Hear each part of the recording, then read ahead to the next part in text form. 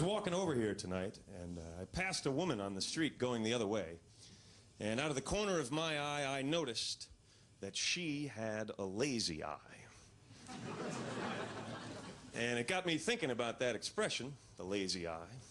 And I concluded that that expression is downright offensive.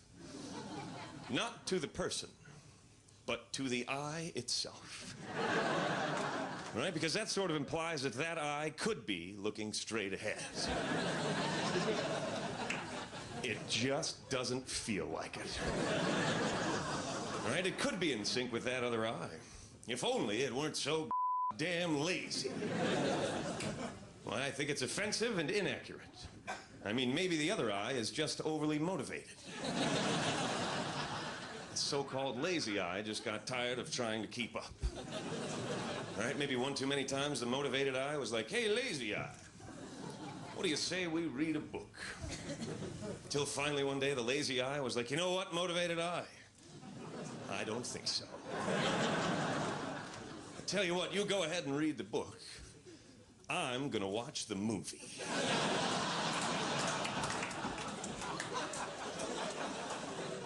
I bet I'm finished before you are. Who'll be the lazy eye then? Now, those of you that didn't really laugh at that joke most likely have a close friend or a family member who has a lazy eye. I'd just like to take a moment right now to say that I didn't know that. I once did the lazy eye joke at a club here in town, and there was a woman in the audience who had a lazy eye. Now, I know this because after the show, I was standing at the bar with a friend of mine, and she walked right over to us and slapped him in the face.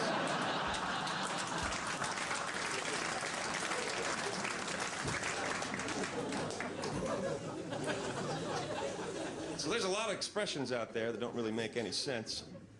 I was talking to a friend of mine on the phone the other day. I said, how you been doing, man? He goes, oh, I've just been working like a dog. Like, what, have you been laying on the floor all afternoon? What, are you licking your balls professionally now? Where exactly do you work? And do they have any openings?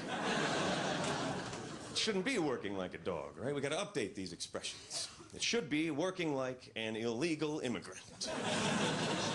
Oh, go ahead, laugh. They're not here.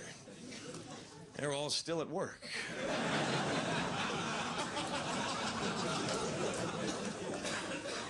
I made the mistake of doing that joke in El Paso, Texas once. 1 mile from the border of Mexico. Now, I should have known better than to do that joke in that town, because I got a friend in New York who grew up in El Paso.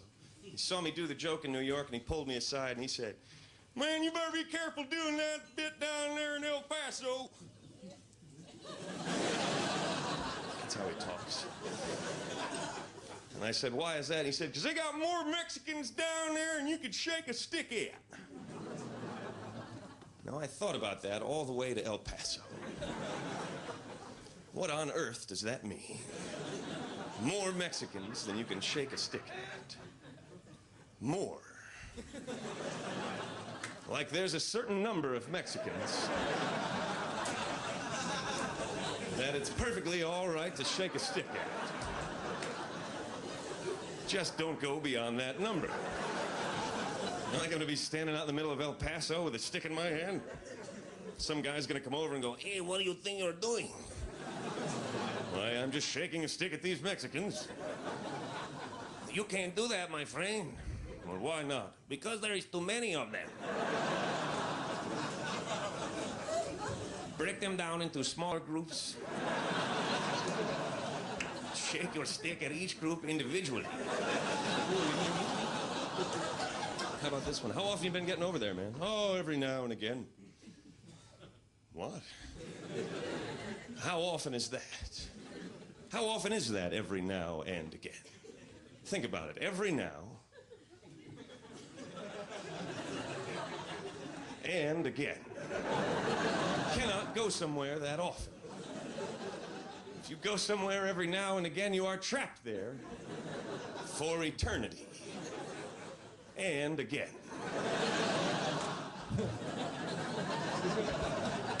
I heard one the other day. I saw a big fight on the street in New York. There's a guy laying on the ground. He's all beat up. There's this old woman standing over him in a panic. She keeps saying the same thing, you know. She's freaked out. She's pointing at him. She keeps going, "He beat him half to death. He beat him half to death." Over and over, you know. And I'm standing there looking, and pretty soon all I can hear is half to death. Right? And then just half. Half. So I'm looking at the guy, and I start thinking, half? How could she possibly know that? So I interrupted her. I said, "Excuse me, but there is no way that you could know that this man has been beaten half to death. The only way we could know that for sure is if we were to beat him again."